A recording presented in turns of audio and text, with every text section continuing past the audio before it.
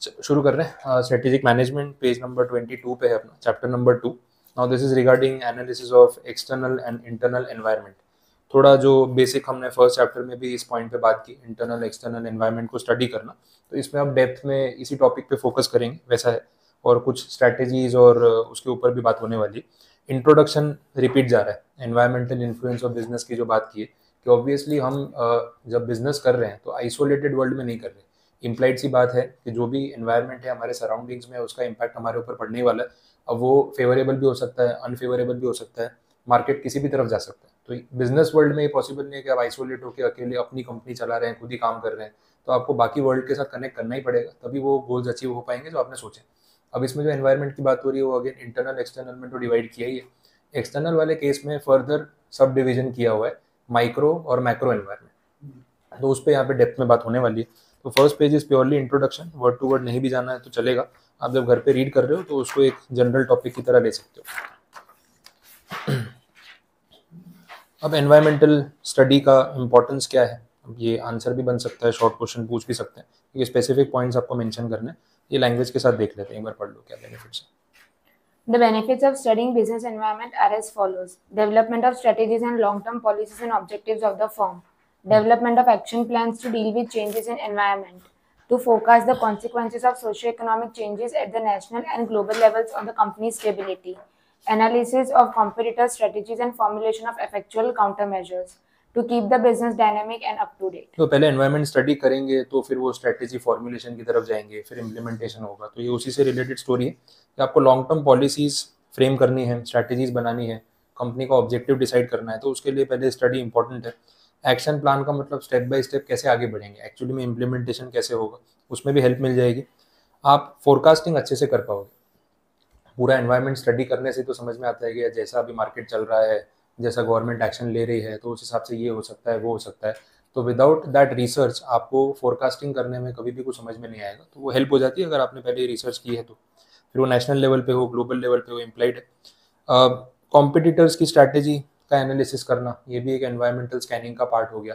और ये तो आजकल हर कंपनी करती है। खुद की कंपनी ज़्यादा नज़र तो कॉम्पिटिटर पे रखते हैं कि वो क्या कर रहा है, क्योंकि एक स्टेप भी वो आगे निकल गया और आप अनअवेयर रह गए तो फिर वो बहुत भारी पड़ सकता है। ये वैसी चीज़ है। और लास्ट में, to keep the business dynamics up to date. Obviously dynamic भी रखना है बिजनेस को, अप टू डेट भी रखना है, मतलब आपको रेलेवेंट रहना है। जैसे जैसे मार्केट चेंज होगा, सर्कमस्टांसेस चेंज होंगे, हम उस तरीके से अपनी स्ट्रैटेजीज में चेंजेस करते रहेंगे, बेसिक बात है। अब आगे डिवीजन वही एक्सटर्नल और इंटरनल वाले पे। एक्सटर्नल एनवायरनमेंट जैसे मैंने आपको बोला माइक्रो और मैक्रो में डिवाइड किया हुआ है, तो उसी टॉपिक से ये लोग स्टार्ट कर रहे हैं। जैसे एक्सटर्नल एनवायरनमेंट में पहले माइक्रो एनवायरनमेंट में कौन कौन से फैक्टर्स होते हैं। तो first point is related to suppliers of input. मतलब सिंपल आपको ये रखना है कि एक्सटर्नल है मतलब आउटसाइड द एंटिटी है, लेकिन हमसे क्लोज प्रॉक्सिमिटी में डायरेक्टली कनेक्टेड लोग हैं, बाहर के लोग, लेकिन हमसे जिनका डायरेक्टली लेना देना है, कनेक्शन है, उनको माइक्रो बोल रहे हैं। और जो फैक्टर्स पूरी इंडस्ट्री को या पूरी इकोनॉमी को इम्पैक्ट करते हैं उनको हम मैक्रो बोलेंगे। That is a difference. तो माइक्रो वाले में फर्स्ट जो पार्ट है या फैक्टर है दैट इज सप्लायर्स। अब हमारे रॉ मटेरियल के जो भी सप्लायर्स हैं वो हमारी एंटिटी के बाहर के लोग हैं, लेकिन हमारा उनसे 1-to-1 कनेक्शन है। तो उन फैक्टर्स में अगर कोई भी चेंज आएगा तो उसका इम्पैक्ट डायरेक्टली हम पे होने वाला है। अब ये फैक्टर्स में चेंजेस क्या हो सकते हैं, तो भाई रॉ मटेरियल के सप्लाई की शॉर्टेज या डिमांड ज़्यादा है, सप्लाई कम हो रहा है, या दूसरा ये हो सकता है कि वो प्राइस राइज कर रहे हैं। अच्छा, सप्लायर जो आपके पास हैं वो बहुत कम ऑप्शंस अवेलेबल है, काइंड ऑफ अ मोनोपोली, या आपकी डिपेंडेंस है उनके ऊपर। तो प्राइस में फिर हमें उनके ऊपर डिपेंड करना पड़ता है और वो चीज़ हमारी प्रॉफिटेबिलिटी पे डायरेक्ट इम्पैक्ट करती है। तो ये सब फैक्टर्स हो सकते हैं जिसको आपको डील करके चलना पड़ेगा। ये फर्स्ट पार्ट है। दूसरे जो माइक्रो एनवायरनमेंट के फैक्टर में आते हैं दैट इज कस्टमर्स। इनके साथ भी हमारी डायरेक्ट डीलिंग हो रही है, तो इनके अब कस्टमर्स के ऊपर तो पूरी कंपनी डिपेंड कर रही है। जैसे आजकल बोलते हैं कंज्यूमर का बाइंग बिहेवियर, अब उनकी प्रेफरेंसेस, कंज्यूमर का बाइंग बिहेवियर प्रेफरेंसेस कब चेंज हो जाए यू नेवर नो। तो हमें उसके साथ साथ अपडेटेड रहना है। अच्छा, उसके लिए कंपनी सर्वेस करवाती रहती है, कस्टमर फीडबैक लेती रहती है। हर जगह होता है ना, ऐप के ऊपर फीडबैक आ जाएगा, ईमेल पे फॉर्म आ जाता है, इवन टेली कॉलिंग करते हैं कि आप फीडबैक दे दो कि आपको प्रोडक्ट या सर्विस कैसी लगी। कांस्टेंट फीडबैक की नीड उनको है। रीज़न वही है कि अगर आपका बाइंग प्रेफरेंस कहीं भी चेंज होता है तो हमें पता होना चाहिए। फिर ऐसा नहीं है कि किसी और को पहले समझ आ गया, उसने वो प्रोडक्ट बना के दे दिया, अब आपने हमारा प्रोडक्ट यूज़ करना छोड़ दिया, अब आपको वापस स्विच करने में हमारे लिए और मेहनत हो जाएगी। तो पहले से अगर आइडिया रहेगा तो फीडबैक के बेसिस पे हम लोग ऑल्ट्रेशंस करते रहेंगे। तीसरा जो पॉइंट है वो बहुत इंपॉर्टेंट, अगेन मार्केटिंग इंटरमीडियरीज। ये भी आउटसाइडर्स हैं लेकिन हमसे डायरेक्टली कोलैबोरेट करते हैं कहीं ना कहीं, और इनके बिना आज की डेट में कोई भी बिजनेस को चलाना नेक्स्ट टू इम्पॉसिबल है, पॉसिबल ही नहीं होना है। इंटरमीडियरीज आपको समझ में आ रहा है, वो लोग हैं जो एक लिंक की तरह है, ब्रिज की तरह काम कर रहे हैं। तो इसमें कौन कौन से लोग आ सकते हैं? तो फर्स्ट जो एग्जांपल उन्होंने दिया, that is related to physical distribution of goods, transportation firms या जो लॉजिस्टिक कंपनीज हैं वो। अब आप प्रोडक्ट बना तो दोगे फैक्ट्री में, लेकिन दुकान तक, घर घर तक पहुंचाने का काम कोई ना कोई और कंपनी करेगी जो लॉजिस्टिक्स का काम कर रही है। तो दीज आर द इंटरमीडियरीज जो आपको मार्केटिंग में हेल्प करते हैं। अच्छा, मार्केटिंग टर्म जो है, it is not only about advertising. ये अपने गलती करते हैं टर्म समझने में। मार्केटिंग जब भी वर्ड यूज़ करते हैं अपने दिमाग में क्या आता है? मार्केटिंग करना मतलब ब्रांड एंडोर्समेंट, एडवर्टाइजमेंट, टीवी पे ऐड दिखा देना, वो मार्केटिंग नहीं है। Advertisement is a part of the marketing process. Marketing के प्रोसेस को टेक्निकली डिफाइन करे तो प्रोडक्ट का बनना और कस्टमर के घर तक पहुंचना, उसके हाथ में पहुंचना कि उसको कंज्यूम कर सके, वो जो पूरा प्रोसेस है, that entire process is marketing. And one of the part is advertising, जिससे आप उस प्रोडक्ट को पॉपुलर बना रहे हो। बट सिर्फ एडवर्टाइजिंग से तो काम चलेगा नहीं, प्रोडक्ट उसके हाथ में पहुंचना चाहिए ना, और शॉप पे जाए तो मिलना चाहिए। तो लॉजिस्टिक्स वाला जो पार्ट होता है, that is also part of the marketing process वैसा। तो इसलिए यहाँ पे मार्केटिंग टर्म यूज कर रहे हैं। तो ट्रांसपोर्ट फर्म्स में बड़ी बड़ी कंपनीज हैं इंडिया में जो ये फैसिलिटीज प्रोवाइड कर रही है। आपको कुछ एग्जांपल्स में 2-3 नाम लिख के रखना है, आप नोट करके रख सकते हो।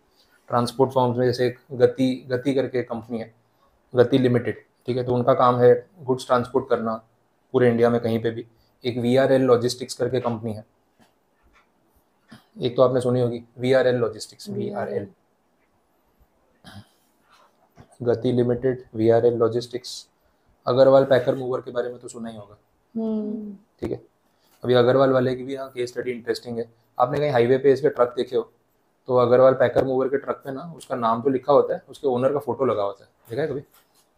कभी ऑब्जर्व करना। अब इसमें क्या हुआ ना, अग्रवाल पैकर मूवर बड़ी फेमस कंपनी है, पुरानी है, 1980 से वो लोग ये ट्रांसपोर्टेशन लॉजिस्टिक्स का काम कर रहे हैं, और थोड़ा ब्रांडिंग वैंडिंग करके फेमस हो गई। अब जो नाम फेमस हो जाता है ना, फिर उसके जैसे 4 और आ जाते हैं। अग्रवाल के स्पेलिंग आपको पता ही है, 4 ऑप्शन होते हैं उसमें, थोड़ा बहुत ट्विक कर दो। किसको ध्यान रहता है कि अग्रवाल में कौन से स्पेलिंग वाला ओरिजिनल है? तो ना ओरिजिनल से ज़्यादा फिर डुप्लीकेट लोगों ने सिमिलर नाम से थोड़ा बहुत चेंज करके शुरू कर दिया। अब ये बेचारा इतना परेशान हो गया कि यार पता ही नहीं चल रहा है लोगों को कि असली वाला मैं हूँ। तो उसने क्या किया ना, अपने ट्रक्स पे ना अपने नाम के साथ ओनर का फोटो लगा दिया। वो MDH में वो मसाले में अंकल नहीं आते थे, वैसा उसने खुद की ब्रांडिंग कर दी कि भाई फोटो से लोग पहचान जाएंगे कि ये वाला असली है। उसको वो करना पड़ा बिकॉज वो सिमिलर नाम कॉपी होने बहुत शुरू हो गए थे वैसा। तो वैसे तो उनकी लिमिटेड कंपनी है तो ट्रेडमार्क तो ऑब्वियसली होगा, लेकिन आपको पता है कि ये सब चीज़ें लोग कितनी सीरियसली फॉलो करते हैं। ट्रेडमार्क सब ऑन पेपर ठीक है, कॉपी करना है तो अपने कर लेंगे। तो अग्रवाल वाले में मैटर भी हो चुका है, ठीक है। इसके बाद नेक्स्ट सर्विस एजेंसीज की बात हो रही है, जिसमें मीडिया फर्म्स का एग्जांपल लिया हुआ है। ये भी आजकल बहुत ज़्यादा इंपॉर्टेंट हो गई है, बिकॉज सोशल मीडिया आने की वजह से हर बड़ी कंपनी को अपनी ब्रांड इमेज मेंटेन करने के लिए मीडिया फर्म्स को यूज़ करना पड़ता है। सेलिब्रिटीज़ तो करते ही हैं, लेकिन कंपनी वाले भी करते हैं। अब इसमें मीडिया फर्म्स का रोल क्या रहता है? पब्लिक इमेज या जो ब्रांड क्रिएट करना है, वो इमेज बिल्टअप करने के लिए क्या करना पड़ेगा, उसके लिए वो लोग स्ट्रैटेजीज बनाते हैं। अब भाई ट्विटर पे है या फिर इंस्टाग्राम पे है या फेसबुक पे है, व्हाट्सएप पे है, तो वहाँ पे किस तरीके के पोस्ट करने हैं, क्या आपको मैसेज पास ऑन करना है, कंपनी की रेपुटेशन कंज्यूमर्स के माइंड में क्या बनानी है, और जो कंज्यूमर नहीं है उनको कैसे अट्रैक्ट करना है कि वो भी हमारे प्रोडक्ट और सर्विसेज यूज़ करें। तो ये मीडिया मैनेजमेंट के लिए भी कंपनीज हैं जो प्रोफेशनली अच्छी खासी फीस मतलब चार्ज कर रही हैं कंपनी से, और उनका ब्रांड मैनेज कर रही है, जो डिजिटल मार्केटिंग वाला पार्ट है, तो वो इसमें कवर हो जाता है। नेक्स्ट फाइनेंशियल इंटरमीडियरीज हैं, बैंक्स हो गए, इंश्योरेंस कंपनीज हो गई, इनका भी बहुत इंपॉर्टेंट रोल। बैंक का रोल आपको पता है, ऑनलाइन पेमेंट्स एक्सेप्ट करना, पेमेंट गेटवे सर्विसेज देना, ये हो गया। और इंश्योरेंस कंपनीज, इनका रोल कब आता होगा? ट्रांजिट इंश्योरेंस, जो आपके गुड्स ट्रांजिट में है तो वो इंश्योरेंस प्रोवाइड कर रहे हैं, तो उससे सपोर्ट हो रहा है। अच्छा, जो इन्वेंट्री आप मेंटेन कर रहे हो गोडाउन पे, तो इन्वेंट्री का भी इंश्योरेंस होता है, फायर इंश्योरेंस, थेफ्ट इंश्योरेंस, तो वो एक सपोर्ट हो गया। तो मार्केटिंग इंटरमीडियरीज में इन सबका एक काफ़ी इंपॉर्टेंट रोल रहेगा, और वो हमसे डायरेक्टली कनेक्टेड। नेक्स्ट जो कैटेगरी आ रही है वो कॉम्पिटिटर्स की हो गई।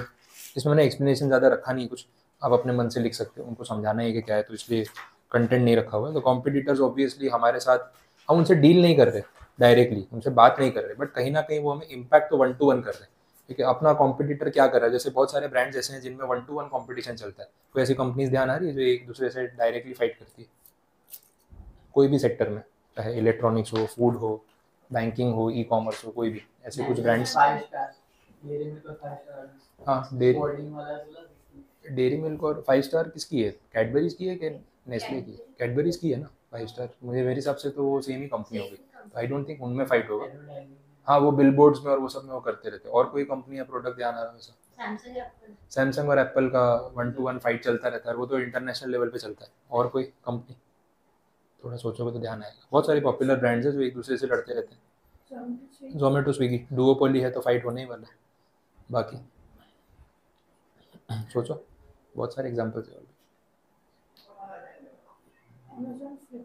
अमेजोन, फ्लिपकार्ट सबसे पॉपुलर ई कॉमर्स मैंने बोला है। अमेजोन वर्सेस फ्लिपकार्ट, आपको पता है वो दिवाली पे बिग बिलियन डे सेल आती है और अमेजोन का ग्रेट इंडियन फेस्टिवल आता है, तो अभी भी फाइट करते हैं वो लोग। और अभी तो बहुत सारे प्लेटफॉर्म्स आ गए। हाँ, प्लेटफॉर्म्स आ गए। हाँ, पहले 2 ही थे तो वही डुओपोली टाइप था, तो इनका फाइट चलता था। अभी भी पूरे पूरे न्यूज़पेपर के पेज बुक कर लेते हैं एक दूसरे, अब एक की टैगलाइन पे दूसरे का कमेंट आता है, दूसरे की टैगलाइन पे पहले का कमेंट आता है, तो बहुत खतरनाक फाइट चलता है कि बिजनेस उस स्केल पे है। और कोई प्रोडक्ट, बर्गर किंग और मैकडोनल्ड्स, उनका भी डायरेक्ट फाइट होता है। इंडिया में थोड़ा कम होगा मे बी, यूएस में तो बहुत होता है। BMW मर्सिडीज का फाइट चलता है, ठीक है, तो वो भी ब्रांड्स BMW, ऑडी, मर्सिडीज सब एक कैटेगरी में है, तो वो लोग भी अपनी एडवर्टाइजमेंट्स भी डायरेक्टली वैसे बनाते हैं एक दूसरे को टारगेट करते हुए। तो ये हेल्दी कंपटीशन है, दोनों कंपनी में से बुरा कोई नहीं मान रहा कि यार उसने ऐसा बोला, फिर सामने ये भी कोई लेके आएगा। मैकडोनल्ड, बर्गर किंग का तो बड़ा खतरनाक था। बर्गर किंग वाले ने यूएस में सब जगह इस तरीके के बिलबोर्ड लगवा दिए थे कि भाई आप एक क्लाउन के वहाँ जाके बर्गर खाना चाहते हो या किंग बन के बर्गर खाना चाहते हो, डायरेक्ट। हाँ हाँ, आप क्लाउन बन के बर्गर खाना चाहते हो या किंग बन के, सीधा ऐसे ही वो टैग लगा दिया। क्लाउन बोल दिया मैकडोनल्ड को, डायरेक्टली तो कुछ नहीं बोला, बट इनडायरेक्टली जो उन्होंने मैसेज देना था वो दे दिया। ये ऐसे ही होता है, सब कंपनीज करती हैं ऐसा। तो जहाँ डुओ, एप्पल, सैमसंग में तो आप देख ही रहे हो, वो लोग भी यही करते हैं। अब एप्पल के फोन में कुछ गलती निकलनी चाहिए, कोई फॉल्ट आना चाहिए, सैमसंग वाला तुरंत उसके मजे ले लेता है। वो बीच में पता है फोन बेंड हो गया था, आईफोन 6 या 7 जब आया था ना, तो थोड़ा उन्होंने लार्ज स्क्रीन साइज बढ़ाया था फोन का, तो फोन में बेंडिंग का प्रॉब्लम आ रहा था, पॉकेट में फोन बेंड हो रहा था, तो वो उनका मैन्युफैक्चरिंग डिफेक्ट था, हार्डवेयर इशू था। आईफोन 6 या 7, 6s करके आया था, बड़ा मॉडल तब निकाला था, तो वो बेंडिंग होने लग गया ना, उस पर भी आईफोन ने, मतलब सैमसंग वाले ने उसके मजे ले लिए थे कि भाई क्वालिटी नहीं है वो, तो सार्कास्टिक वे में वो चलता रहता है। अभी भी हो रहा है, कोई भी हैंडसेट आएगा एप्पल का, उसमें कुछ भी इशू होगा तो सामने तुरंत सैमसंग वाला कुछ ना कुछ, और प्रॉपर एडवर्टाइजमेंट बना के उसको वर्ल्ड में लॉन्च करते हैं, तो वो उनको मार्केट मिल जाता है, उससे पॉपुलैरिटी हो जाती है, तो मार्केटिंग के लिए कर सकते हैं। ठीक है, तो कॉम्पिटिटर्स के साथ तो ये चलता रहने वाला है। लास्ट पार्ट जो है माइक्रो एनवायरनमेंट का, दैट इज पब्लिक। अब पब्लिक का मतलब वो जो हमारे कस्टमर्स नहीं बने अभी तक, जिनको हम बोलते हैं पोटेंशियल कंज्यूमर्स। तो पोटेंशियल कंज्यूमर्स वो हैं कि अगर इनको टारगेट किया गया तो कल को ये भी हमारे कंज्यूमर्स बन सकते हैं, वैसा है। तो ये आपको थर्ड पॉइंट में लिखा हुआ मिलेगा specific. A public is any group that has an actual or potential interest or impact on any organisation's ability to achieve its interest. हर कंपनी अपना मार्केट शेयर बढ़ाने की कोशिश करती है, नए कंज्यूमर्स को एड ऑन करने की कोशिश करती है, तो उसके लिए मार्केटिंग ज़रूरी हो जाती है, ये वैसा पार्ट है। तो पब्लिक भी एक माइक्रो एनवायरनमेंट का हिस्सा मान लिया गया, भले अभी तक वो हमारे कस्टमर नहीं बने, ये वैसा है। ठीक है, तो माइक्रो वाली कैटेगरी कंप्लीट। अब आ रहा है नेक्स्ट एक्सटर्नल मैक्रो एनवायरनमेंट। अब मैक्रो वो है जो सिर्फ आपकी कंपनी को अफेक्ट नहीं करता है, 1-to-1 नहीं है, लेकिन ये पूरी इंडस्ट्री को अफेक्ट कर सकता है, वैसा। फर्स्ट कैटेगरी हो गई इकोनॉमिक एनवायरनमेंट। इकोनॉमिक एनवायरनमेंट में आपने इकोनॉमिक्स में जितना कुछ पढ़ा है ना, सबकी बातें यहाँ पे की हुई है, वो टर्म्स अंडरलाइन करके रख सकते हो।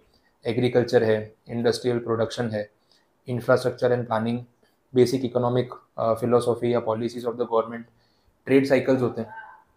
हर बिजनेस में बहुत जगह ऐसे ट्रेड साइकिल्स भी रहते हैं कि भाई ये सीजन में इस गुड्स की डिमांड बढ़ती है, फिर बाद में कम होती है। अच्छा, आप स्टॉक मार्केट स्टडी करते हो तो उसमें भी होता है, स्टॉक के प्राइसिंग में भी साइकिल्स होती है, जैसे बैंकिंग सेक्टर में होता है। तो बैंकिंग सेक्टर में ना हर 3-4 साल में एक बार वो एनपीए वाला थ्रेट आता है, तो जब वो एनपीए का थ्रेट आता है तो बैंकिंग स्टॉक्स नहीं चलते, फिर वो थ्रेट, वो साइकिल होता है, क्योंकि उसमें क्या है ना, आज किसी ने लोन लिया, आज बैंक वालों ने सबको लोन बांट दिए, आज के आज तो कोई डिफॉल्ट नहीं करेगा। डिफॉल्ट कब करेगा? कुछ साल के बाद, साल 2 साल 3 साल तो ईएमआई चुकाएगा, लेकिन उसके बाद जब ईएमआई में डिफॉल्ट्स होंगे तो काफी लोगों के एक साथ डिफॉल्ट्स होंगे। उस क्वार्टर में बैंक की बैलेंस शीट में दिखता है कि एनपीए बढ़ गया। जैसे ही वो बढ़ता है, अगले 2-4 क्वार्टर तक इन्वेस्टर डरे हुए रहते हैं कि यार बैंक ने डिफॉल्ट कर दिया तो इसके स्टॉक में अभी और इन्वेस्ट नहीं करना, उल्टा प्रॉफिट बुकिंग होती है, तो रेट डाउन होते हैं। फिर जब वो लोग डिक्लेयर कर देते हैं कि नहीं वो साइकिल चला गया है, हमारी एनपीए की रिकवरी हो गई है, एनपीए कंट्रोल में आ गए, फिर वापस बाइंग शुरू होती है, तो फिर से प्राइस बढ़ते हैं। 2-3 साल तक ये चलता है, फिर वापस थ्रेट आ जाता है, तो साइकिल्स होती है, उस तरीके से भी काम होता है। तो इकोनॉमी आपस में कहीं ना कहीं कपल्ड इकोनॉमी है सबका, वो रिपल इफेक्ट बोलते हैं कि एक का इफेक्ट दूसरे पे आता है, दूसरे का तीसरे पे। तो ये सारे इकोनॉमिक फैक्टर्स को यहाँ पे बोला। अब इसमें national income, per capita income, आपकी सेविंग्स, कंज्यूमर की स्पेंडिंग पावर, वो सब टर्म्स आ गए। तो इकोनॉमिक एनवायरनमेंट में इनमें से कुछ भी चेंज होगा तो आपके बिजनेस पे इम्पैक्ट पड़ सकता है। लग्जरी ब्रांड्स पे इम्पैक्ट पड़ता है, कोविड वाली सिचुएशन थी, उसके बाद जैसे रिसेशन वाला पार्ट आया। अब जैसे ही रिसेशन वाली चीज़ें आती है, सबसे पहले लोग क्या खरीदना बंद करते हैं? Luxury items. एक वांट्स होती है, एक नीड्स होती है, अपने ऐसा बोलते हैं। तो वांट्स वाली चीज़ें बंद हो जाती है, नीड्स वाली शुरू हो जाती है। तो कल अपने बात कर रहे थे एफएमसीजी वालों की चांदी हो रही है, लेकिन लग्जरी ब्रांड्स तो घाटे में जा रहे हैं क्योंकि फालतू खर्चा किसी को नहीं करना, तो वो चीज़ों में फ़र्क पड़ जाता है। चलो आगे बढ़े। फिर इसमें ना इसी आंसर में आगे इन्होंने वो पॉइंट्स पे बात की है, capitalist economy, socialist economy, mix economy. ये अपन स्कूल टाइम से पढ़ रहे हैं। कैपिटलिस्ट में कहाँ होता है, मेन प्रॉफिट पे मोटिव है और पैसों के बेसिस पे इकोनॉमी चल रही है। सोशलिस्ट में क्या होगा, अदरवाइज है कि भाई सोशल अवेयरनेस और लोगों को बेसिक राइट्स मिलने चाहिए, वेलफेयर होना चाहिए, उस पर फोकस ज़्यादा होता है। इंडिविजुअल प्रॉफिट मैक्सिमाइजेशन पे फोकस कम होता है। और अपने इंडिया में क्या चलता है, मिक्स्ड इकोनॉमी। हमने कोई एक साइड नहीं लिया कि हम कैपिटलिस्ट इकोनॉमी है, सोशलिस्ट है, हम मिक्स इकोनॉमी में चल रहे हैं कि दोनों एस्पेक्ट्स को पैरेलली चलाना है। तो वो इतने साल से चल ही रहा है। इसके बाद पॉलिटिकल और लीगल एनवायरनमेंट, इसका क्या इम्पैक्ट होता है। पॉलिटिकल एनवायरनमेंट का तो भी बहुत इम्पैक्ट होता है। ये तो आप ग्लोबली देख लो, इंडिया में देख लो, और अपने नियर बाई बहुत सारे कंट्री के एग्जाम्पल ले सकते हैं। अब वर्ल्ड लेवल पे आज देखें तो इंडिया एक पॉलिटिकली स्टेबल कंट्री है कि जो सरकार आएगी 5 साल पूरे करेगी, क्या पता और 5 साल भी आ जाए, उसके बाद भी आ जाए, तो कंटिन्यूटी, क्योंकि अब तो एक ही सरकार है वैसा हो गया, तो ऑब्वियसली ऑप्शन नहीं है। ठीक है, तो वो बात है। तो पॉलिटिकल स्टेबिलिटी है, देखो हर चीज़ के एडवांटेज डिसएडवांटेज भी है ना। तो पॉलिटिकल स्टेबिलिटी इंडिया की इंटरनेशनल लेवल पे दिखती है, that is a positive aspect. कोई भी कंपनी इंडिया में इन्वेस्ट करने आती है ना, तो उसको ये डर नहीं है कि यार हम पैसा तो लगा देंगे आज, फिर वो रिकवर हो पाएगा कि नहीं, सस्टेनेबिलिटी होगी कि नहीं बिजनेस में, पॉलिटिकल एनवायरनमेंट ठीक रहेगा कि नहीं, वो उनको डर नहीं है। तो वो लोग जब आ रहे हैं ना, तो 5-10 साल का विजन लेके आ सकते हैं कि भाई 10 साल में अपना पैसा तो कमा लेंगे, फिर आगे क्या होगा तो तब देखेंगे। लेकिन लगाते ही पैसा डूब जाएगा, 2-3 साल में फंस जाएगा, वो रिस्क नहीं। अब अपने नियर बाई में जो कंट्रीज है वो देख लो, श्रीलंका, नेपाल, पाकिस्तान, चाइना, ये सब कंट्रीज देख लो। इन सब में आज किसी को पैसा लगाना हो तो 100 बार सोचेगा और फिर वापस आ जाएगा। 100 बार भी नहीं सोचेगा, क्यों टाइम वेस्ट करूँ, नहीं लगाना। श्रीलंका पॉलिटिकली इनस्टेबल है, आप देख ही रहे हो इतने टाइम से। नेपाल में तो रिकॉर्ड है, हर 11 महीने में प्राइम मिनिस्टर चेंज हो जाता है। मतलब तुम प्राइम मिनिस्टर को वोट करके सिलेक्ट करते हो कि लीज पे लेके आते हो, तो 11 महीने का अग्रीमेंट है के बाद में चेंज। एक्चुअली में ऐसा है। तो पिछले कितने साल से कोई प्राइम मिनिस्टर ने वहाँ पे 5 साल का टर्म तो छोड़ो, 12 महीने भी पूरे नहीं किए। इतनी पॉलिटिकल इंस्टेबिलिटी। कंट्री भी क्या गांव जैसा ही होगा, वो कितनी बड़ी कंट्री है, ये छोटी सी जगह है। ऑब्वियसली नेपाल कितना ही बड़ा कंट्री होगा, पर ऑब्वियसली वहाँ पे भी पॉलिटिकल स्टेबिलिटी नहीं है। तो कोई भी कंपनी में पैसा क्यों लगाएगी। पाकिस्तान की तो बात ही नहीं कर सकते तुम, वहाँ पे तुमने आज कंपनी इन्वेस्ट की, कल को कंपनी के मालिक ही नहीं रहे, तुम रहे ही नहीं, तुम वो भी तो हो सकता है, वो कहीं भी जा सकते हैं। तो ऑब्वियसली वो सिचुएशन है। तो आर्मी रूल है, गवर्नमेंट खुद, मतलब प्राइम मिनिस्टर की भी कोई नहीं सुनता। अच्छा, वहाँ पे भी रिकॉर्ड है, पाकिस्तान में भी आज तक किसी पीएम ने 5 साल पूरे नहीं किए। उसका भी एक पूरा वो साइकिल है, पहले पीएम को सिलेक्ट करके आर्मी वाले बिठाते हैं, फिर उसको बोलते देख हमने जैसा बोला है वैसे ही करना है तुझे। नहीं नहीं सर, आप जैसा बोलोगे वैसे ही करूंगा, कोई पंगे तो लेने नहीं, आपने बिठाया यही बड़ी बात है, मैं पीएम तो बन गया वैसा है। अब 2 साल 3 साल होने के तो उसको लगता है कि मेरे पास भी कुछ अथॉरिटी है, मैं भी कुछ डिसीजन अपने मन से ले सकता हूँ। तो 3rd ईयर के एंड पे ना वो अपने डिसीजन लेना कुछ शुरू करता है। आर्मी वालों को समझ आ जाती है कि अब कंट्रोल के बाहर जा रहा है। तो 4th ईयर खत्म होते होते बोलते हैं हाँ हटा दो उसको, और क्या, अब या तो जेल में पहुंचेगा या ऊपर पहुंचेगा, या अगर उसको पहले ही समझ आ गया कि ऊपर ही पहुंचाने वाले हैं तो देश छोड़ के भाग जाएगा। पाकिस्तान के जितने पॉलिटिशियन हैं सबके दुबई में, लंदन में, सब जगह घर है, फैमिली सारी वहीं रहती है। पाकिस्तान में उनका खुद का कोई रहता ही नहीं, क्योंकि उनको पता है कि आधी रात को फ्लाइट लेके निकलना पड़ेगा, सबको इवैक्यूएट करने का टाइम भी नहीं मिलेगा। तो सारी प्रॉपर्टी, पैसा सब उन्होंने वहाँ सेटअप कर रखा है। और पीएम बनने का या पॉलिटिकल पोस्ट होल्ड करने का एक ही रीजन है, जितना पैसा हो सकता है बटोर लो, बाकी कंट्री का डेवलपमेंट तो होने ही नहीं वाला है। तो जो आ रहा है उसको ही मालूम है, खुद का डेवलपमेंट जितना कर सकता हूँ उतना करके निकल जाता हूँ। वहाँ लिटरली ये सिचुएशन चल रही है। तो ऐसे पॉलिटिकल एनवायरनमेंट में कोई भी गवर्नमेंट, जो कोई भी इन्वेस्टर है वो इन्वेस्ट करने वाला नहीं है। ये चीज़ है। अभी चाइना में भी ये प्रॉब्लम है। लास्ट ईयर अगर आपने देखा होगा, कोविड के बाद वहाँ पे एक एडटेक कंपनी थी, जो जैसे अपने यहाँ बाईजूस और वेदांतु ये सब बड़ी कंपनीज है, तो वहाँ पे एक एडटेक कंपनी थी जो स्टॉक एक्सचेंज पे यूएस में लिस्टेड थी, नेस्डैक पे। उसका फाउंडर बिलियनर था, पता नहीं 24-25 बिलियन की वेल्थ थी उसकी। 2 दिन के अंदर बैंकरप्ट हो गया, सिर्फ 2 दिन में। क्योंकि चाइना में आपको पता है कोई डेमोक्रेसी तो है नहीं, कम्युनिस्ट इकोनॉमी है, जो सरकार ने बोल दिया फाइनल है।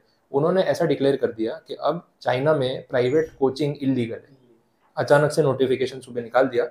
अच्छा, अब आप किसी को घर जाके ट्यूशन नहीं पढ़ा सकते, प्राइवेट कोचिंग सेंटर नहीं चला सकते, ऑनलाइन किसी को जूम पे लाइव वीडियो पे भी नहीं पढ़ा सकते। तो ये सब उन्होंने बैन कर दिया, only government institutions and government schools, वैसा करके उन्होंने उसको बैन कर दिया। अब जैसे ये चीज़ हुई तो जो चाइनीज़ कंपनी है उसका क्या बिजनेस बचा, एडटेक खत्म हो गया। तो यूएस स्टॉक मार्केट में एक ही दिन में 99% वेल्थ खत्म, और अगले दिन तक बैंकरप्ट। तो 25 बिलियन से 0.5 मिलियन पे आ गया, अगले दिन वो भी नहीं बचा, कंपनी जीरो, एक ही दिन में। तो गवर्नमेंट के एक डिसीजन पे अब कहाँ जाएगा, सुप्रीम कोर्ट में केस करेगा, वहाँ पे क्या करेगा, कोई सुनने वाला ही नहीं। तो इस टाइप की इकोनॉमी में भी कहीं ना कहीं थ्रेट रहता है और इस वजह से पॉलिटिकल इंस्टेबिलिटी फेस करनी पड़ सकती है वैसा। तो ये एक पॉइंट है। अब पॉलिटिकल के साथ लीगल बहुत सारी चीज़ें हैं, तो आप पूरे वर्ल्ड में जितने एग्जाम्पल लो उतने कम है। लीगल एनवायरनमेंट की बात करो, अभी अपने लास्ट 8-10 दिन में न्यूज़ पे देखा हो, शुगर स्टॉक्स में देखा क्या हुआ शुगर इंडस्ट्री में। ये शुगर इंडस्ट्री में अभी इथेनॉल वाला तो सुना होगा, पेट्रोल में इथेनॉल मिक्स कर रहे हैं, वो तो आइडिया है। अब इसमें स्कीम ये है कि गवर्नमेंट ने बोला कि हम पेट्रोल में इथेनॉल मिक्स करेंगे। इथेनॉल जो है वो एक कंपाउंड है। तो यहाँ पे लीगल एनवायरनमेंट में जो अपने शुगर स्टॉक्स की बात कर रहे हैं, शुगर में ऐसा है कि शुगर जो शुगर केन से बन रही है उसका एक बाई प्रोडक्ट या रेजिडुअल प्रोडक्ट बनता है, मोलेसिस बोलते हैं उसको। अब वो मोलेसिस में से आप इथेनॉल कंपाउंड बना सकते हो, इथेनॉल को पेट्रोल में ब्लेंड कर सकते हैं, मिक्सिंग कर सकते हैं। तो उससे ये होगा कि जो पेट्रोल का या क्रूड ऑयल का यूज़ है इंडिया में वो कम हो जाएगा। अब गवर्नमेंट ये सारी चीज़ें एक साथ इंप्लीमेंट कर रही है। तो अपने क्रिटिसाइज तो करते हैं गवर्नमेंट को, लेकिन हर काम वो क्रिटिसिज्म वाला नहीं कर रहे, कहीं कुछ इकोनॉमी के लिए फेवरेबल भी कर रहे हैं। अब आइडिया ये है कि क्रूड ऑयल का जो इम्पोर्ट है, इंडियन इकोनॉमी में 80% क्रूड ऑयल अपन इम्पोर्ट करते हैं। तो वो इम्पोर्ट बिल का बर्डन है, सारा पेमेंट करना पड़ता है डॉलर में, क्योंकि यूएस वालों की मोनोपोली है कि पेमेंट डॉलर में ही होगा। उस वजह से डॉलर स्ट्रांग रहता है, अपना रुपया वीक रहता है। और देखो जियो पॉलिटिक्स, ये यूक्रेन रशिया वॉर वाले में कैसी चेंज हो गई। जैसे ये वॉर क्रिएट हुई, रशिया को पता था कि मैं जैसे ही यूक्रेन से पंगे लूंगा, वो नेटो और यूएस वाले सब जो है मुझे ब्लॉक कर देंगे कि भाई अब तेरे सामान नहीं खरीदेंगे, तेरे साथ बिजनेस नहीं करेंगे, तेरा अकाउंट ब्लॉक कर देंगे। ये सब हुआ। तो इन्होंने फिर क्या किया, रशिया वालों ने भी दिमाग लगाया, बोले अपने है ना दो, चाइना और इंडिया, इतनी बड़ी इकोनॉमी, कंजम्पशन, इनसे दोस्ती कर लेते हैं। बोले तुम यूएस से, मिडल ईस्ट से तेल मत खरीदो, मुझसे खरीदो, डिस्काउंट दूंगा। तो 15 to 30% डिस्काउंट रशिया ने दिया, और इंडिया ने बोला अपने को तो भाई अपना प्रॉफिट बनाना है, आने दो, कोई हमें फर्क नहीं पड़ता। बिफोर वॉर सिर्फ 1% अपना इम्पोर्ट रशिया से होता था, 99% यूएस और मिडल ईस्ट से। अब 35% इम्पोर्ट हम रशिया से कर रहे हैं। तो सोचो उसको नुकसान कम, फायदा ज़्यादा हुआ, क्योंकि वो जो छोटा मार्केट है, यूरोपियन नेशन जो है 18 देश मिला के इतनी पॉपुलेशन नहीं है जितनी पॉपुलेशन इंडिया में अकेले, उससे कई गुना ज़्यादा है। तो बड़ा मार्केट मिल गया, तो उस वजह से उनको तो बेनिफिट हो गया, और चाइना भी खरीद रहा है उससे, वहाँ बेनिफिट हो गया। अब ये सारी चीज़ों की वजह से जो लीगल इम्पैक्ट है वो ऐसा है कि गवर्नमेंट का फोकस है कि हमें क्रूड ऑयल का बिल कम करना है, जहाँ से सस्ता मिलेगा लेंगे। अच्छा, क्रूड पे डिपेंडेंस कम करनी है, तो इसके लिए ईवी इंफ्रास्ट्रक्चर, उसके ऊपर फोकस कर रहे हैं। दूसरा, जो पेट्रोल यूज़ हो भी रहा है उसमें भी क्यों ना हम कुछ मिक्सिंग करके उसकी क्वांटिटी कम कर दे। तो अब गवर्नमेंट ने टारगेट ये दिया था कि अप टू 20% इथेनॉल ब्लेंडिंग का हम फर्स्ट फेज में टारगेट रख रहे हैं। बट एकदम से 20% नहीं हो पाएगा, बिकॉज जो इंजन चल रहे हैं रोड पे व्हीकल में वो एनेबल्ड नहीं है उस चीज़ के लिए। तो बोला 5% से स्टार्ट करते हैं, फिर 10% मिक्सिंग करेंगे, 15 करेंगे, 20 करेंगे। साथ साथ में सारे ऑटोमोबाइल मैन्युफैक्चरर्स को नोटिफिकेशन इशू कर दिया मिनिस्ट्री ने कि अब आप जो नए पेट्रोल इंजन बना रहे हो वो 20% इथेनॉल ब्लेंडिंग एक्सेप्ट कर सके, उस तरीके की ट्यूनिंग करके बनाओ। अभी आप नए व्हीकल्स खरीदो, उस पर E20 करके लिखा होता है, बाइक्स पे, एक्टिवा पे, सब एक स्टिकर लगाया होता है कि भाई E20 एनेबल्ड। वो E20 का मतलब है इथेनॉल अप टू 20% ब्लेंडिंग। इससे क्या होगा, सीधा इंपोर्ट बिल अपना क्रूड ऑयल का 20% से कट डाउन हो जाएगा, क्योंकि 20% कम पेट्रोल में आप उतना यूज कर सकते हो। तो ये गवर्नमेंट एक साथ सारे इनिशिएटिव्स ले रही है। अब जैसे ये इथेनॉल की न्यूज़ बाहर आई ना मार्केट में, आपको पता है मार्केट कैसा रिएक्ट करता है। तो जैसे ही न्यूज़ बाहर आई, सबको पता चला कि अच्छा शुगर फैक्ट्री वाले इथेनॉल बना के पेट्रोल कंपनी को बेचेंगे, चलो शुगर के स्टॉक खरीद लो। पेट्रोल का जितना यूज है, इथेनॉल की डिमांड तो ऐसी स्पाइक करेगी कि अपने तो मल्टी बैगर रिटर्न लेके आ जाएंगे। तो मतलब सारे शुगर स्टॉक्स ऊपर चले गए just because of this reason. तो ये इतने टाइम से चल ही रहा था कि भी इथेनॉल वो लोग सप्लाई कर रहे हैं। अभी 7 तारीख को इन्होंने नोटिफिकेशन निकाला और बोला कि कोई भी शुगर फैक्ट्री, अब शुगर फैक्ट्री वाले भी लालची है। एक होता है शुगर केन जूस से शुगर बनाना, शुगर बनती है तो उसका बाई प्रोडक्ट मोलेसिस, मोलेसिस में से इथेनॉल बनाना, ये प्रोसेस है। इन्होंने क्या किया, शुगर केन जूस से शुगर बनाने के बदले इथेनॉल बनाना स्टार्ट किया। मुझे शक्कर क्या खा के डायबिटीज ही होता है, इससे इथेनॉल ये होना शुरू हो गया। देखो हर बिजनेसमैन अपना फायदा देखता है ना, जिसकी डिमांड ज्यादा है वो बना के बेचो। अब सरकार ने ये बोला कि तुम यार ऐसा करो कैसे चलेगा। अब वो भी सोचा मोलेसिस तो थोड़ा बहुत बनता है, उसमें से इथेनॉल लिमिटेड बनता है, हमें इथेनॉल ज्यादा बनाना है। लोग शक्कर ज्यादा खाते हैं, पेट्रोल ज्यादा यूज करते हैं, सीधी बात है, तो हम पेट्रोल पे फोकस करेंगे। उन्होंने नोटिफिकेशन ये इशू किया कि कोई भी शुगर कंपनी या factory directly sugar cane juice से इथेनॉल प्रोड्यूस नहीं करेगी। ऐसा नोटिफिकेशन अभी 10 दिन पहले लेके आ गए। जैसे नोटिफिकेशन आया, शुगर स्टॉक्स अगले दिन डाउन, 5-5, 6-6, 8-8% ऐसे गिर जाते हैं, कोई फर्क ही नहीं पड़ता। वो हुआ 10 दिन ये मैटर चला, फिर बोला नहीं नहीं हम वो नोटिफिकेशन वापस ले रहे। तो बोले आप डायरेक्टली शुगर केन जूस से भी इथेनॉल बना सकते हो, लेकिन उसमें कुछ है ना मेट्रिक टन्स की लिमिट लगा दी कि इतनी लिमिट तक बना सकते हो। मतलब बीच का रास्ता निकाल दिया, पूरा ना भी नहीं बोला, पूरा अनलिमिटेड हाँ भी नहीं बोला। अब जैसे ये न्यूज आई, अगले मंडे वापस 5-6% ऊपर। अब ये गवर्नमेंट का भी गेम होता है, इनके खुद के रिश्तेदार पहले स्टॉक शॉर्ट कर देते हैं, फिर ये नोटिफिकेशन आता है, तो उन्होंने वहां पैसे कमाए।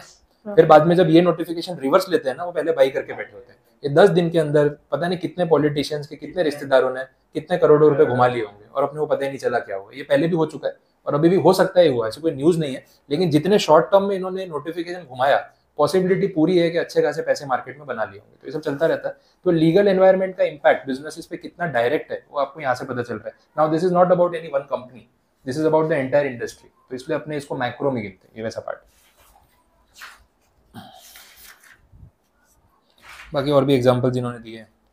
एडवर्टाइजमेंट्स पे जो बैन होता है, अल्कोहल की एडवर्टाइजमेंट को आप डायरेक्टली नहीं दिखा सकते, तो टोबैको प्रोडक्ट्स और अल्कोहल वाले प्रोडक्ट्स जो है उनका एडवर्टाइजमेंट बैन है। अब उसके क्या ऑप्शंस निकाल रखे हैं कंपनीज ने, वो आपने टीवी पे देखे होंगे। उसके लिए टर्म उसको बोलते हैं सरोगेट मार्केटिंग या सरोगेट एडवर्टाइजिंग, ये टर्म डिफाइंड है। इसका मतलब ये है कि जो प्रोडक्ट को आप डायरेक्टली नहीं बेच सकते उसको इनडायरेक्टली बेचो। अपना विमल बेस्ट एग्जाम्पल, ठीक है, विमल, हाँ, वो विमल इलायची बेच रहा है, ठीक है, विमल टोबैको या पान मसाला बोल के नहीं बेच रहा है। टीवी पे जो ऐड आती है उसमें इलायची बोलते हैं, आपने देखा कि पान मसाला टोबैको बोलो, और पान मसाला बोलते भी तो उसमें लिखा होता है कि इसमें टोबैको नहीं है। तो या तो रजनीगंधा वाला होगा तो पान मसाला बोलेगा, कमला पसंद वाला पान मसाला बोलेगा, और ये विमल वाला इलायची बोलेगा। बट पॉइंट ये है कि जो पैकिंग है वो एग्जैक्टली सेम है। अब क्या ब्रांडिंग कर रहे हैं वो कि भाई विमल का ब्रांड आपके दिमाग में छप चुका है। अब आप उसको मजाक में याद रखो या कैसे भी रखो, आपको याद तो है। अब कोई कंज्यूम करेगा ना तो उसको जाके दुकान पे विमल का वो टोबैको दिखने ही वाला है, तो पहले वही खरीदेगा। दैट इज सरोगेट मार्केटिंग, कि आपने ब्रांड की मार्केटिंग कर दी दूसरे प्रोडक्ट के नाम से। और इसमें बड़ा इंटरेस्टिंग केस हुआ, ये लीकर ब्रांड जितने भी है ये लोग क्या कर रहे थे, मिनरल वाटर और soda, Kingfisher mineral water, Kingfisher soda, सब मैकडोवेल, ये वो, लीकर के ऐड तो डायरेक्ट कर नहीं सकते। अब ये जब प्रोडक्ट्स की इन्होंने इस तरीके से मार्केटिंग करने की कोशिश की तो इसके ऊपर पीआईएल हुई थी कि भाई ये मैटर तो, ये तो गलत हो गया। बोले मैकडोवेल की और किंगफिशर की सोडा तो कहीं मिलती ही नहीं है, मार्केट में जाओ पानी की बोतल तो ये लोग बेच ही नहीं रहे। तो पानी की बोतल का नाम लेके बेच तो लिकर रहे हैं ना, तो प्रमोशन तो लिकर ब्रांड का हो रहा है। तो अब गवर्नमेंट तक ये मैटर जब पहुंचा, क्योंकि कोर्ट में पीआईएल हो गई, तो गवर्नमेंट को कुछ तो एक्शन लेके दिखाना पड़ेगा। फिर इन्होंने इसके रूल्स बनाए। बोले अगर आप इस तरीके से मार्केटिंग कर रहे हो और आपका ये अल्कोहल या लिकर का भी ब्रांड है और सेम नाम से आप पानी की बोतल या सोडा की बात कर रहे हो, तो आपकी टोटल मशीनरी जो असेट्स है, जो फैक्ट्री है, उसका 10% असेट इन्वेस्टमेंट उस मशीन में होना चाहिए जिससे पानी की बोतल या सोडा बनती है। दूसरा, आपका जो रेवेन्यू जनरेट हो रहा है पूरा, उसमें से भी 10% एटलीस्ट पानी की बोतल या सोडा के सेल से आना चाहिए। और अगर नहीं आ रहा है और फिर भी आप एड में पानी और सोडा दिखा रहे हो, दैट मीन्स आप चीटिंग कर रहे हो, ये नहीं चलेगा। अच्छा, म्यूजिक सीडी बेच रहे थे, इंपीरियल ब्लू म्यूजिक, या मैन विल बी मैन वाली वो ऐड देखी होगी आपने, तो इंपीरियल ब्लू की म्यूजिक सीडी कौन सी आ रही थी। अच्छा, म्यूजिक सीडी का ट्रेंड खत्म हो चुका है फिर भी बेच रहे हैं, तो समझ में आ रहा है कि वो सिर्फ फेक ब्रांडिंग हो रही है। तो वहां पे उन्होंने ऐसे रूल्स बनाए और बोला कि ये आपको फिर ऑडिटिंग में दिखाना पड़ेगा। ये सब पॉइंट्स होते हैं, तो लीगल मैटर चलते हैं सब, ठीक है। आगे बढ़ते हैं। इसके बाद नेक्स्ट जो कैटेगरी है दैट इज टेक्नोलॉजिकल एनवायरनमेंट। अब इस पे भी डिपेंड करता है, ये भी एक बहुत इंपॉर्टेंट फैक्टर। आज की डेट में आप देख रहे हो एआई का जो यूज आ गया अपना, चैट जीपीटी, पूरी आईटी इंडस्ट्री टेंशन में है कि अब वर्क फ्रॉम होम के बदले सीधा होम पे ही ना बिठा दे, क्या वर्क है नहीं तुम्हारे लिए, चैट जीपीटी सारा काम कर लेगा। बट इसका भी एक अदर साइड भी है। अभी कंपनीज जो है वो एआई जिनको आता है उनको हायर कर रहे हैं कि अगर आपको एआई टेक्नोलॉजी की नॉलेज है या उसमें आपने कोई डिग्री या कोर्स किया है तो आपको ज़्यादा पैसे दे रहे हैं। मैं कल ही आर्टिकल पढ़ रहा था, इसमें आया मतलब अराउंड 50 to 60 लाख रुपीज़ के एनुअल पैकेजेस कंपनी ऑफर कर रही है। 1.5 करोड़ तक के पैकेज जा रहे हैं अगर आप एआई की टेक्नोलॉजी जानते हो और उस फील्ड में काम कर सकते हो, क्योंकि सबको वही चाहिए, डेटा एनालिटिक्स और आर्टिफिशियल इंटेलिजेंस। अब प्रॉब्लम ये है कि ये अभी नया नया है तो लोगों ने सीखा नहीं है, और अपनी इंडियन एजुकेशन सिस्टम में जब तक ये इन्वॉल्व होगा एज अ करिकुलम तब तक एआई का कुछ आगे आ चुका होगा, तो अपने पीछे चलते हैं। तो जिन लोगों ने सीख लिया है उनकी इतनी अच्छी डिमांड है क्योंकि सप्लाई बहुत कम है, तो कंपनीज ज़्यादा पैसे पे करने को भी रेडी है। बट आप इसके बेसिस पे अगर कुछ काम करना जानते हो तो एक अपकमिंग फील्ड है, वैसा हो गया। तो टेक्नोलॉजी जितनी हमने ज़्यादा अडॉप्ट कर रखी होगी उसका इम्पैक्ट इकोनॉमी पे पॉजिटिव पड़ने ही वाला है। नेक्स्ट, ग्लोबल और इंटरनेशनल एनवायरनमेंट, ये भी एक फैक्टर है। इसमें वो अपना 1991 की जो एलपीजी पॉलिसी है, लिबरलाइजेशन, प्राइवेटाइजेशन, ग्लोबलाइजेशन, तो उसका जो इम्पैक्ट हमारी इकोनॉमी पे हुआ, अब वो पॉइंट्स यहाँ पे लिख सकते हो। और अब बिजनेस ग्लोबल हो चुका है वो हम जानते ही हैं, तो उसमें अंदर कुछ नए पॉइंट्स नहीं। नेक्स्ट देखो, socio cultural environment. Socio cultural में एक ये जैसे टर्म जैसे बोला है सोशल और कल्चरल, कोई भी कंपनी अगर बिजनेस करती है किसी कंट्री में तो वहाँ का सोशल कल्चर स्टडी किए बिना वो बिजनेस नहीं करते। और ये आपको सबसे इंपॉर्टेंट दिखेगा फूड इंडस्ट्री में, जो क्यूएसआर बोलते हैं ना, क्विक सर्विस रेस्टोरेंट्स, ये पूरा एक सेक्टर है।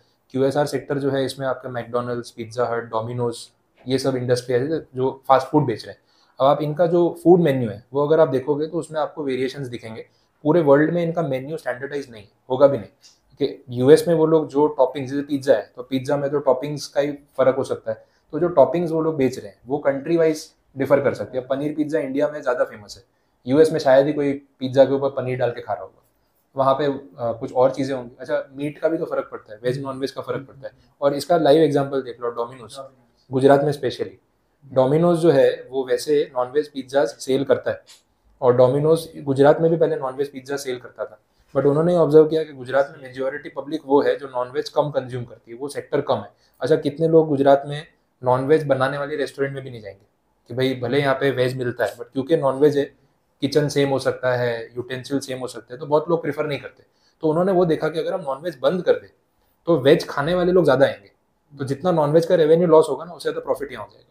तो डोमिनोज सिर्फ गुजरात में ओनली वेज है, बाकी आप कोई भी स्टेट में जाओ तो डोमिनोज में आपको नॉन वेज मिलेगा। यहाँ ऑफिशियली उन्होंने अपने ऐप पे, मेन्यू में, स्टोर्स में, सब जगह से नॉन वेज हटा दिया।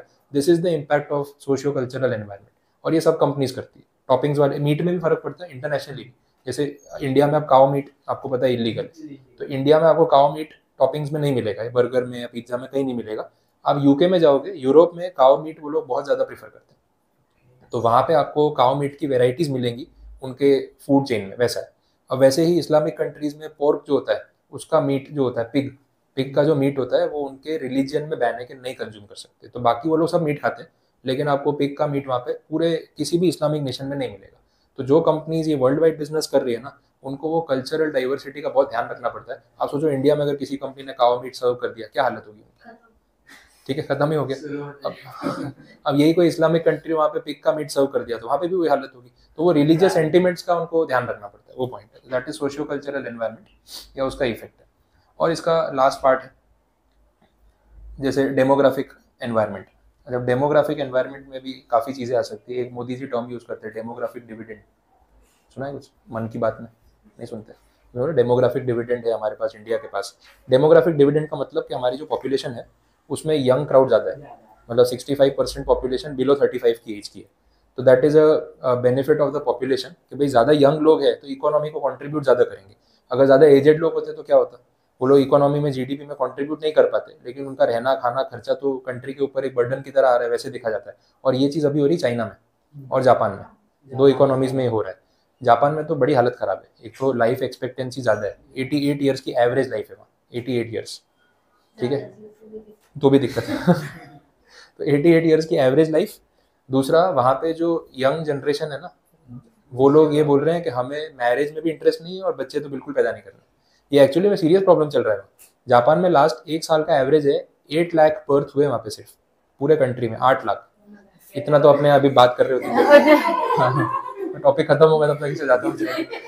तो वो प्रॉब्लम उनको फेस करना पड़ रहा है। तो majority population is like senior citizen जो कंट्रीब्यूट नहीं कर सकती, लेकिन जिनका कंजम्पशन तो है वैसा है, और नई पॉपुलेशन आ नहीं रही है, तो वो भी एक प्रॉब्लम उनके लिए बड़ा सीवियर है। चाइना में जो लास्ट 20-30 ईयर्स में चाइना इतना ग्रो कर गया, 20 साल पहले चाइना वो पोजीशन में था जहाँ आज इंडिया है, कि उनकी डेमोग्राफी में यंगस्टर्स ज़्यादा थे और एजेड पीपल कम थे। तो लास्ट 20 ईयर्स में उन्होंने जैसा ग्रो किया, अब ये बोल रहे हैं कि नेक्स्ट 20 ईयर्स में इंडिया वैसा ग्रो करेगा। बट यही 25 ईयर्स के बाद प्रॉब्लम अपने को भी आएगी, जब ये सारी पॉपुलेशन जो है सीनियर सिटीजन हो जाएगी। रघुराम राजन का नाम सुना? आरबीआई के गवर्नर थे 5 साल पहले। कल ही अभी स्टेटमेंट दिया उन्होंने कि 2047 तक इंडिया प्रॉब्लम में आ जाएगा अगर हमारी जीडीपी 6% के ऊपर रेट से नहीं बढ़ी तो। 6% इज लाइक एवरेज, तो बोले कोई बहुत ज़्यादा हम फ्लरिश नहीं करेंगे, उल्टा पीछे हो जाएंगे। 6% तो बहुत छोटा नंबर है, बिकॉज वो डेमोग्राफी वाला जो एज फैक्टर है, आज आप 35 साल के हो, 2047 में जो आज 35 साल का 60 का हो गया होगा, फिर थोड़ी ना इकोनॉमी में कंट्रीब्यूट करेगा। तो इसलिए वो पॉपुलेशन का डेमोग्राफी को समझना बहुत जरूरी है। तो ये सब फैक्टर्स भी इंडिया में तो नए बच्चे आ रहे हैं ना, लेकिन इंडिया में तो वो भी है ना कि लोग इतना जी नहीं पाते। हाँ, बहुत सारे फैक्टर्स हैं। 68 है अपना, तो वो 63 है सर। 63 है। हाँ 63। इसमें हमने पढ़ा 68 है, 63 है। मुझे तो 63 64 ध्यान में, 68 तक तो आई डोंट थिंक पहुंचा। अब अमेंड हो गया हो तो पता नहीं। नहीं, मैं पहले 68 पढ़ा। हाँ, मेडिकल फैसिलिटीज में इंप्रूवमेंट आता है तो लाइफ एक्सपेक्टेंसी चेंज होती है, बट लास्ट मैंने जब पढ़ा था तो 63 या 64 पर था। इंडिया में तो नए बच्चे आ रहे हैं। हाँ, वो तो ज्यादा ही आ रहे हैं। यूथ का प्रॉब्लम है भाई, तो यूथ का तो प्रॉब्लम ही नहीं। 40 लाख तो शादियां हो रही है, सोच लो। देख लो, हाँ भाई, ये 2-3 साल में दिसंबर कितने में मल्टीप्लाई होंगे वो सोच लो, वो तो है ही। बट ओवरऑल एक प्रोजेक्शन, मैथमेटिकल कैलकुलेशन करके उन्होंने बोला कि ये सब चीजें उस तरफ भी जा सकती। तो जितने लोग आ रहे हैं, अब जो बच्चे आ रहे हैं यंग, अब वो इकोनॉमी को कब कंट्रीब्यूट करेंगे? उनको भी तो कंट्रीब्यूट करने में भी तो 20 साल लगने वाले हैं, क्योंकि 20 साल तक तो आप पढ़ाई करोगे। अभी आप इस एज तक आके थोड़ी ना इकोनॉमी में कंट्रीब्यूट कर रहे हो, आप कंज्यूमर ही तो हो। आप प्रोवाइडर तो हो ही नहीं, प्रोवाइडर कब बनोगे, ग्रेजुएशन कंप्लीट करने के बाद, तो उस टाइम तक भी तो कंट्री को आपका खर्चा उठाना है। प्रॉब्लम क्या होती है ना, एक वो 20 तक की एज वाले आप और एक वो सीनियर सिटीजन, ये दोनों का खर्चा जो मिडिल एज वाले वो उठा रहे हैं, वो समझ आ रहा है। Actually, तो एक एज ग्रुप पे बाकी 2 एज ग्रुप का बर्डन है और दोनों के खर्चे भारी है, छोटे बच्चों के खर्चे और एजेड पीपल के खर्चे ज्यादा है, वो बीच में जो मिडिल एज वाले वो बेचारे के खर्चे कम है, उनको कम ही रखने पड़ते हैं, नहीं तो बाकी लोगों का फिर मेंटेनेंस कैसे होगा, वो चीज है ना, तो वो बर्डन कहीं ना कहीं आ जाता है। तो डेमोग्राफिक एनवायरनमेंट में ये पॉइंट्स है। अच्छा, बेनिफिट्स क्या है, डेमोग्राफी है जैसे भी अपना एनवायरनमेंट है, उसमें कुछ बेनिफिट्स भी है। जो लोकेशन है अपनी डेमोग्राफी में, उसमें सोलर एनर्जी की जो बातें आजकल होती है, now India is very much favourable for that, because अपनी वेदर कंडीशंस वैसी है, तो हम सोलर एनर्जी जितनी चाहें उतनी जनरेट कर सकते हैं, क्योंकि एक तो लैंड एरिया हमारे पास उतना है, प्लस टेम्परेचर इतना हाई होता है इंडिया में कि वो एनर्जी इजीली जनरेट हो सकती है। यही अगर वो विंटर वेदर वाला कंट्री होता, कोल्ड कंट्री होता, तो अपने लिए वो जनरेट करना पॉसिबल नहीं था। तो डेमोग्राफी आपकी एक तो पॉपुलेशन और आपकी लोकेशन, उसके भी बहुत सारे बेनिफिट्स या डिसएडवांटेजेस आपको हो सकते हैं, जिसमें से एक से सोलर वाला है।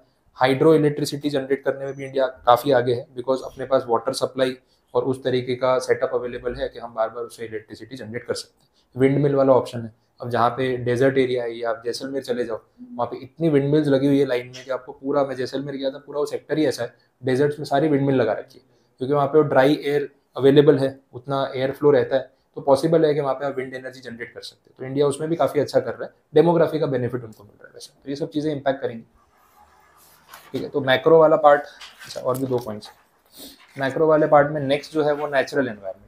नेचुरल एनवायरनमेंट सिंपल है, माइनिंग रिसोर्सेज नेचुरली, अब कोल माइंस है इंडिया में, लार्ज स्केल पे काम हो रहा है, तो इंडिया में कोल नेचुरल रिसोर्स के तौर पे अवेलेबल है, तो हम उसको जनरेट कर पा रहे हैं, तो वो एनवायरनमेंट का यूज़ अच्छे से हो सकता है। और जो लोकेशन जिस टाइप के सेटिंग या जो भी सेटअप के लिए एप्लीकेबल है अपने यूज़ पे, जैसे स्टील फैक्ट्री है, तो भी टाटा स्टील वालों ने वहाँ जमशेदपुर में सेटअप किया, तो वो जगह स्टील फैक्ट्री सेटअप करने के लिए काफ़ी फेवरेबल थी, ट्रांसपोर्टेशन, लॉजिस्टिक, ये वो, वेदर, टेम्परेचर सब, हवा में ह्यूमिडिटी, मॉइस्चर, वो सब सही था, तो वो सेटअप कर सकते हैं। तो नेचुरल एनवायरनमेंट का बेनिफिट अपने को मिल सकता है। मिडल ईस्ट वालों को क्रूड ऑयल का बेनिफिट मिल रहा है, हमें और रिसोर्सेज का मिल रहा है। नेक्स्ट आया इकोलॉजिकल एनवायरनमेंट। इसमें बोला है कि आपको इकोलॉजी को बैलेंस करना है, इसमें वो पॉइंट्स है, पॉल्यूशन कंट्रोल, ठीक है, वो सब चीज़ें, कोल का यूज़ कम करना, कार्बन फुटप्रिंट को कम करना, उस पर जो बातें होती है, तो ये सब चीज़ों पे काम होना चाहिए। अब बहुत सारी कंपनीज जो है वो ये कर रही है कि इन्वेस्टर्स भी ये सब चीज़ें देख रहे हैं, आप प्रॉफिट कमा के दे रहे हो, वो वन ऑफ द फैक्टर हो गया। पहले ऐसा था प्रॉफिट ही एक फैक्टर है, अब ऐसा पैसा कैसे कमा रहे हो वो भी देखेंगे। इन्वेस्टर्स भी बहाने ढूंढते हैं कि हम पैसा ऐसे ही नहीं लगा देंगे, आपकी कंपनी के हर एक एस्पेक्ट, वो जो ESG वाली बात हो रही है, तो सब कंपनीज अब ये कर रही है कि हमें शो करना पड़ेगा कि हम एनवायरमेंट प्रोटेक्शन के लिए क्या करते हैं, बोर्ड्स रिपोर्ट में भी लिख के देना पड़ता है, तो पूरे साल में आपने क्या काम किया वैसा है। तो टाटा पावर का आप एग्जाम्पल ले लो, टाटा पावर जो है वो ट्रेडिशनल कोल बेस्ड या ट्रेडिशनल पावर जनरेट करने वाली कंपनी अभी तक थी इतने साल से, अब उन्होंने ये शुरू किया कि हम धीरे धीरे इस चीज़ को चेंज करेंगे, तो जो उनके थर्मल पावर प्लांट है उसको वो लोग सोलार में कन्वर्ट कर रहे हैं, और जो नए प्लांट वो लोग अक्वायर कर रहे हैं पहले से सोलर एनर्जी पे बेस कर रहे हैं। तो बोले धीरे धीरे हर साल हम लोग अपने थर्मल पावर जनरेशन जो कर रहे हैं वो कम करते जाएंगे, और बाकी के जो रिन्यूएबल रिसोर्सेज है जिसमें सोलार, विंड और हाइड्रो, ये 3 आते हैं, इसके ऊपर शिफ्ट करते जाएंगे। तो एवरी ईयर आपको दिखेगा कि हमारा टोटल एनर्जी जो हम जनरेट कर रहे हैं उसमें ये कोल वाला सेक्टर कम होता जा रहा है। तो इन्वेस्टर्स को अब इसमें कॉन्फिडेंस आ रहा है कि जो चीज़ रिन्यूएबल है और एनवायरनमेंट को हार्म नहीं करती, वो सस्टेन भी तो लॉन्ग टर्म तक करेगी। कोल तो एक दिन खत्म हो जाएगा, या तो इतना पॉल्यूशन कर देगा कि बंद ही करना पड़ेगा, तो वो तो 10-15 साल का प्रोजेक्शन है, लेकिन सोलार वाला तो अगले 100 साल का प्रोजेक्शन हो सकता है। तो वैल्यूएशन कंपनी की बढ़ जाती है और इन्वेस्टमेंट रेज करना ईजी हो जाता है। तो ये सब चीज़ें इकोलॉजिकल एनवायरनमेंट का पार्ट हो सकती है। ठीक है, तो ये भी पॉइंट कंप्लीट अपना एक्सटर्नल एनवायरनमेंट। बाकी फिर इंटरनल और टॉपिक है पॉटर्स 5 फोर्सेस, वो कल कंटिन्यू करता हूँ। आज के लिए काफ़ी।